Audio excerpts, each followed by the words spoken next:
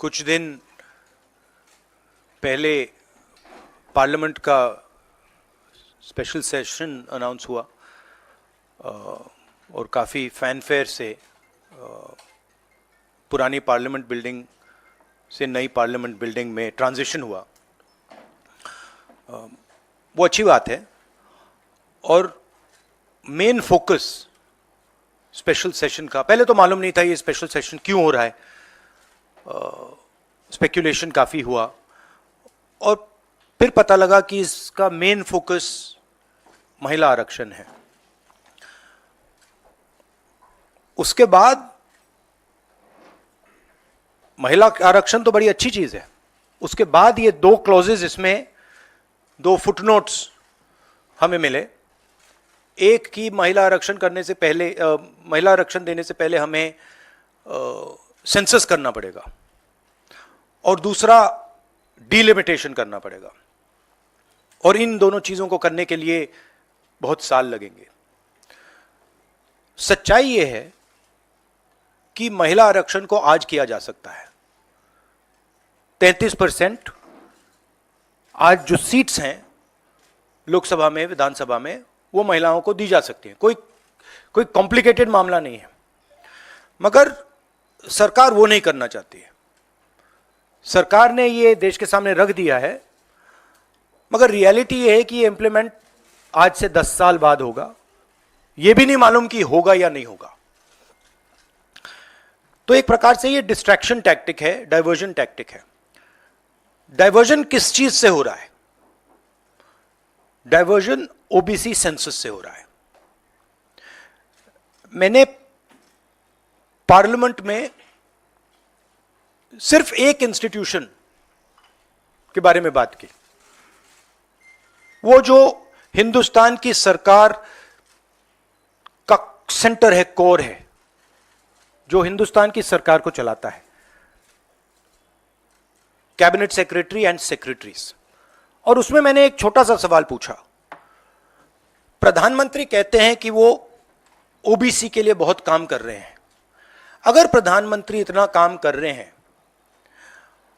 तो 90 लोगों में से सिर्फ 3 लोग ओबीसी कम्युनिटी से क्यों हैं? पहला सवाल।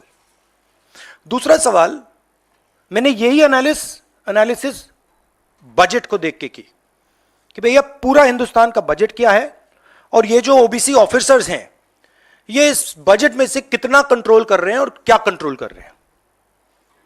आदिवासी क्या कंट्रोल कर रहे हैं, दलित क्या कंट्रोल कर रहे हैं। ओबीसी हिंदुस्तान के 5% बजट को कंट्रोल कर रहा है, ओबीसी ऑफिसर्स। तो मुझे बात समझ नहीं आ रही है। प्रधानमंत्री हर रोज ओबीसी की बात करते हैं, ओबीसी प्राइड की बात करते हैं, मगर ओबीसी के लिए किया क्या? अब जब मैंने ये बात बोली, उनका रिस्पॉन्स बड़ा इंटरेस्टिंग है। वो कहते हैं कि लोकसभा में हमारा रिप्रेजेंटेशन है। लोकसभा में रिप्रेजेंटेशन का क्या लेना देना है? मैं कह रहा हूं कि बजट डिसीजन जो लेते हैं, जो बजट को ऑफिसर्स हैं, जो बजट को कंट्रोल करते हैं, 5% ओबीसी निर्णय ले रहे हैं। और मैंने सिर्फ यह सवाल पूछा, क्या हिंदुस्तान में ओबीसी की आबादी 5% है? यह मैं जानना चाहता हूं। अगर 5% है तो फिर वो ठीक है, उसको मैं एक्सेप्ट करने के लिए तैयार हूं। मगर अगर वो 5% से ज्यादा है तो मुझे यह पता लगाना है, और एक बार मैं मन बना लेता हूं, मैं छोड़ता नहीं हूं, मुझे यह पता लगाना है ये ओबीसी हिंदुस्तान में कितने हैं, और जितने हैं उतनी भागीदारी इनको मिलनी चाहिए। अब आप किसी लोकसभा में किसी भी एमपी से पूछ लीजिए, लोकसभा को टेंपल ऑफ डेमोक्रेसी कहा जाता है। आप किसी भी बीजेपी के एमपी से पूछ लीजिए कि वो कोई डिसीजन लेता है, कोई कानून बनाता है, कोई कानून बनाने में भाग लेता है, किसी से भी पूछ लीजिए। बिल्कुल नहीं। ना कांग्रेस का एमपी इस लोकसभा में, ना बीजेपी का एमपी, ना कोई और इंडिया का एमपी कोई डिसीजन लेता है। मतलब एमपीज को जैसे मंदिर में मूर्ति होती है वैसे मूर्तियां बना रखी हैं और ओबीसी की वहां पे मूर्तियां भर रखी हैं, मगर पावर बिल्कुल नहीं है, देश को चलाने में कोई भागीदारी नहीं है। यह सवाल मैंने उठाया है कि क्या, और हर ओबीसी युवा को यह समझना है कि क्या आपको इस देश को चलाने में भागीदारी मिलनी चाहिए, हां या ना? अगर मिलनी चाहिए तो क्या आपकी आबादी 5% है, हां या ना? यह सवाल है। और डिस्ट्रैक्शन इस बात से हो रहा है, बीजेपी को ये जो 2 पॉइंट्स हैं, महिला आरक्षण वाले, डिलिमिटेशन और सेंसस, इनको हटा देना चाहिए और एकदम महिलाओं को जो इज्जत मिलनी चाहिए, जो रिस्पेक्ट मिलनी चाहिए, जो भागीदारी होनी चाहिए, उनको एकदम वो कर दें। और कास्ट सेंसस का जो हमने डेटा निकाला था उसको पब्लिक कर दें, तो सारे हिंदुस्तान के ओबीसी युवाओं को पता लग जाए वो हैं कितने, और नया सेंसस कास्ट बेसिस पे करें। Thank you.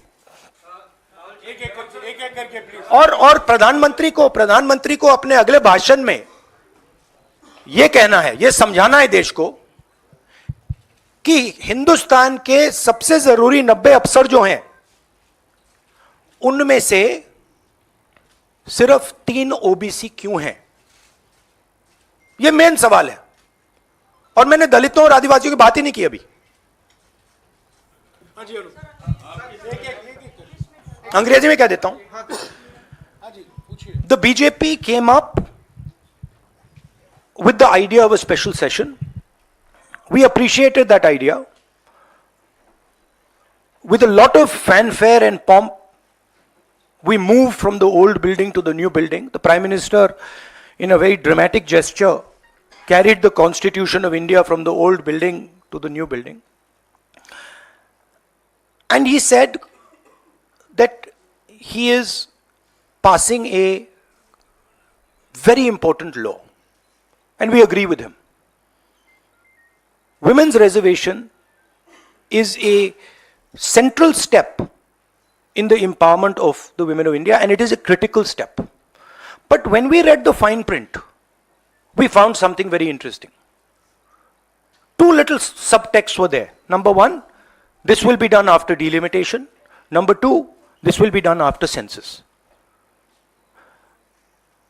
What it means is this bill will be implemented a decade from now.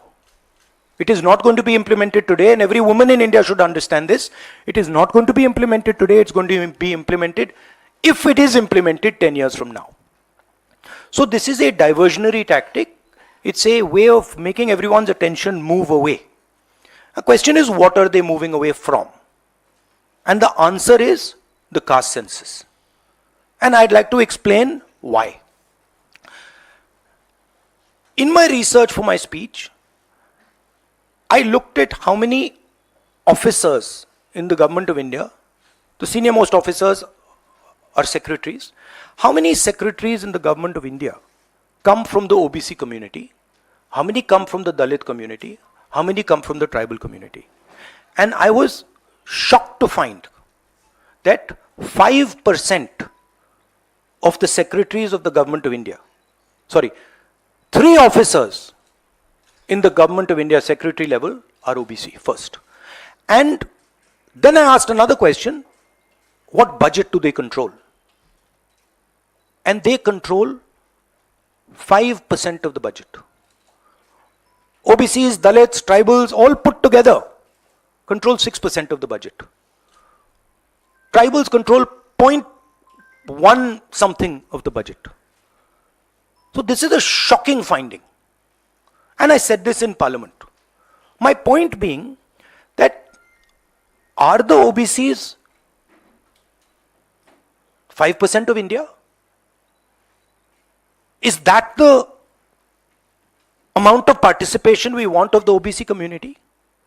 So the central question is, how many OBCs are there in India? How many different communities are there in India? If we want to distribute power to the people of India, we have to know this number. Otherwise, we are working without data. And so I placed this on the floor of the House and I said, look, please tell us how many OBCs. We have the data, I know, because the government of India has already done the census and all this data is available. Why is the Prime Minister not releasing this data? And second, what is this delay in this census? The caste census should be done now and the last caste census data should be released at once. Now, what was the BJP's answer? Very interesting answer. That it doesn't matter how many OBCs are in the government of India. What matters is that we have MPs and MLAs who are OBC. No, that's not the point. Because you can ask any MP or any MLA how much they participate in lawmaking, how much they participate in how the money in India is spent, they will tell you there's no participation. So it is almost as if they keep placing these OBC MPs into the Vidhan Sabha from one side and taking away the real power of the OBCs from the other side. And as the Prime Minister keeps saying, he's an OBC leader, I want him to explain why only 3 OBCs are there in the government of India. And why the OBC community, which is the backbone of this country, is responsible for only 5% of the budget. They have not been able to answer this question. In fact, when I said it, I saw in their face the panic. Because this is the truth, this is what they're trying to distract India from. The fact that the large mass of Indian people do not have any power.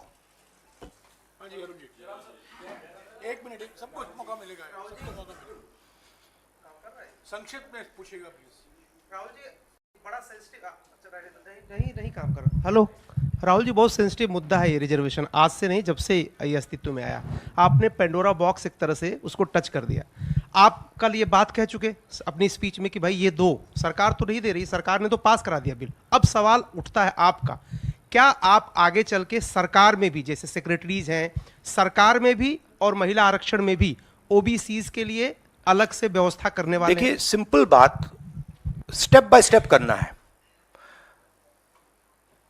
आपको चोट लगती है तो x ray होती है, पता लगाना पड़ता है कि स्ट्रक्चर में कमजोरी कहां है, हड्डी कहां टूटी। मैं सिर्फ एक बात कह रहा हूं, पहला कदम एक्सरे है कि हमें पहले कास्ट सेंसस के माध्यम से हिंदुस्तान का एक्सरे करना है कि भैया हैं कितने लोग, ओबीसी कितने हैं, अलग अलग कम्युनिटीज कितनी हैं,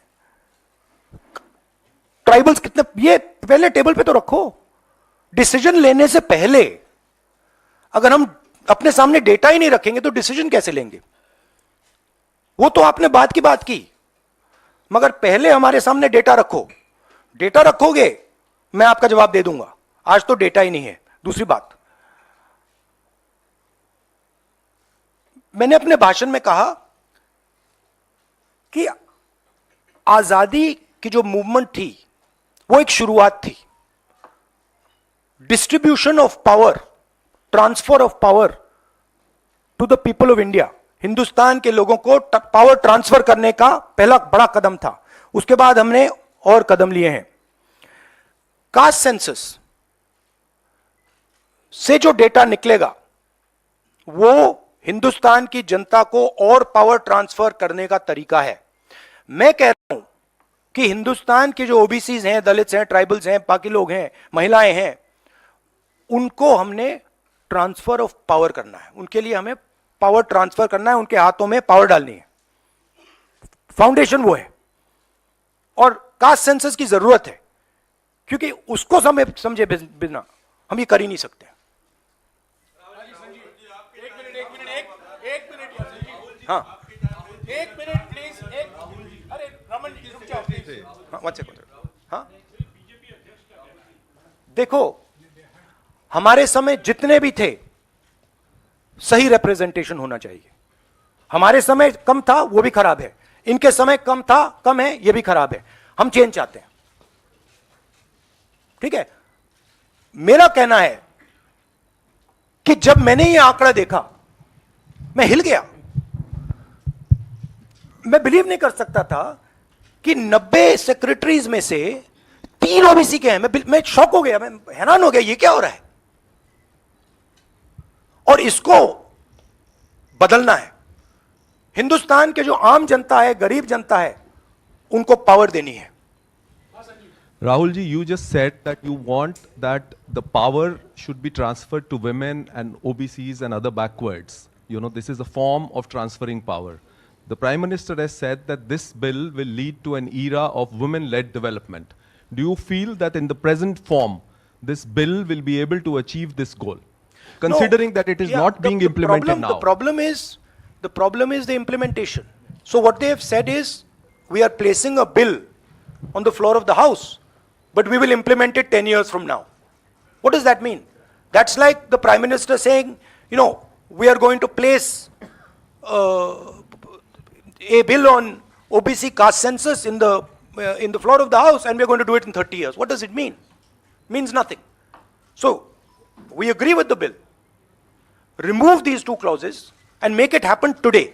And don't insult the intelligence of India's women. Because India's women understand what you're doing.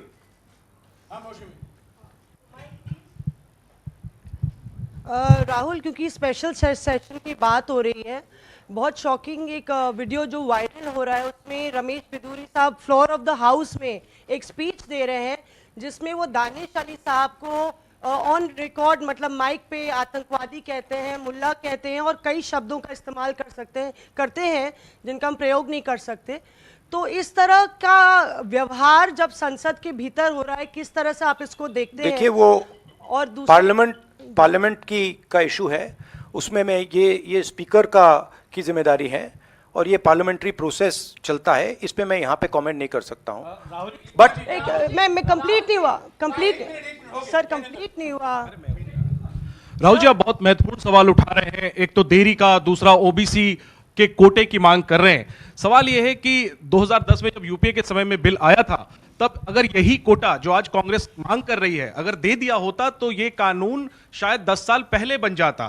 तो ये जो आपसे सवाल पूछा जा रहा है कि आज आप कोटे की बात कर रहे हैं ओबीसी की, क्योंकि आप विपक्ष में हैं, जब सत्ता पक्ष में आप बिल लेकर आए थे उस समय ओबीसी कोटा क्यों नहीं था, और क्या इसका आपको रिग्रेट है, अफसोस है कि उस समय ओबीसी कोटा नहीं दिया कांग्रेस ने? 100% रिग्रेट है, 100% रिग्रेट है। वो उस टाइम कर देना था और इसको हम करके ही छोड़ेंगे। राहुल जी, एक minute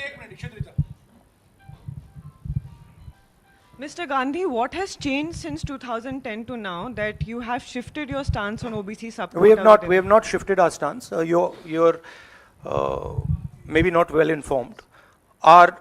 We are the party that did the caste census. We carried out an entire census getting caste data. We didn't release it at the time. There was a discussion, internal discussion. We should have released it at the time, and it should be released now. There is no change in our view on this. yes, I see.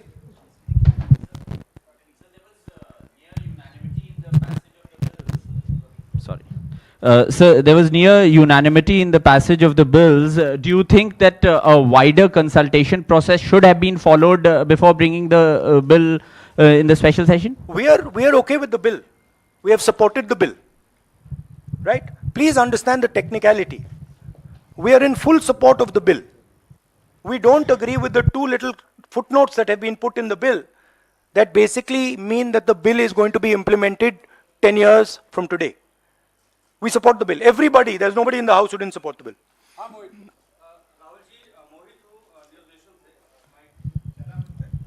Rahul ji, मेरा सवाल ये है कि जब भी आप कोई issue उठाते हैं तो आप लोग खासतौर पे राहुल जी, आपके ऊपर, आपके परिवार के ऊपर और आपकी पुरानी सरकार के ऊपर पर्सनल अटैक किए जाते हैं, आप लोगों के ऊपर अटैक किया जाता है। आपने ओबीसी का मुद्दा उठाया, आप लोगों के ऊपर अटैक किया गया, और उसके बाद आप बेबाकी से आपने बोला भी कि मैं रिग्रेट करता हूं कि हमारी सरकार में इसको शामिल कर लिया जाता तो बेहतर होता।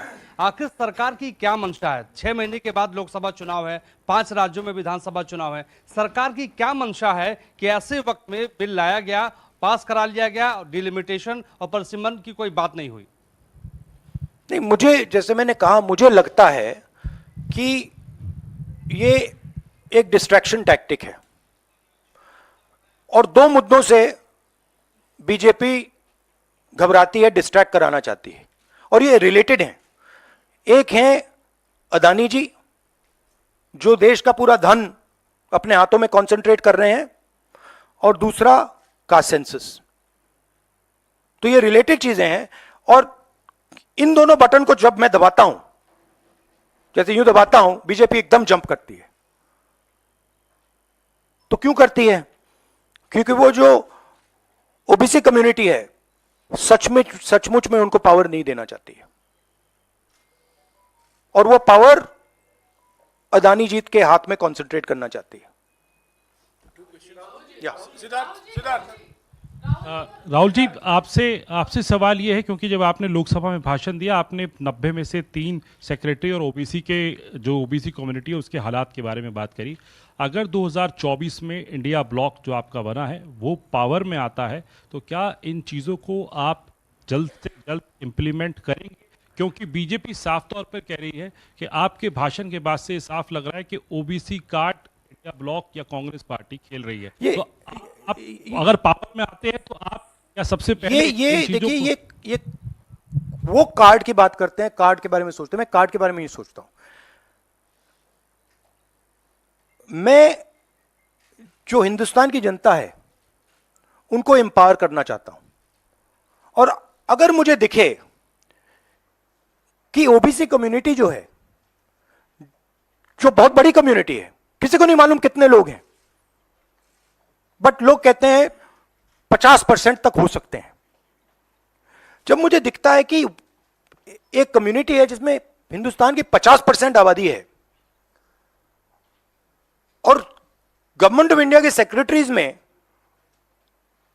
3 लोग हैं, 90 में से 3, और वो 5% बजट को कंट्रोल करते हैं, तो मुझे गुस्सा आता है, इरिटेशन होती है। इस देश में हो क्या रहा है? एक तरफ हम अदानी जी को देश के पूरे इंस्टीट्यूशंस पकड़ा रहे हैं, नरेंद्र मोदी जी, और दूसरी तरफ जो हिंदुस्तान की रीढ़ की हड्डी है, जो हिंदुस्तान को चलाते हैं, उनको हम हिंदुस्तान को चलाने में, सरकार को चलाने में कोई जगह नहीं देते हैं, दबा के निकाल देते हैं। तो इससे मुझे इरिटेशन हो रही है। और जैसे ही हमारी सरकार आएगी, हमने वहां पे कर्नाटक में कहा था कि जिस दिन आएगी उस दिन हमारी 5 गारंटीज लागू हो जाएंगी। यहां भी मैं कह रहा हूं, हमारी सरकार आएगी, कास्ट सेंसस होगा, और देश को पता लगेगा कि हमारे ओबीसी भाई कितने हैं, दलित भाई कितने हैं, और उनको देश को चलाने में भागीदारी मिलेगी। यह मैं आपको कह रहा हूं। यह छोटी प्रोसेस नहीं होगी, एक दिन में नहीं होगा, मगर नियत समझिए।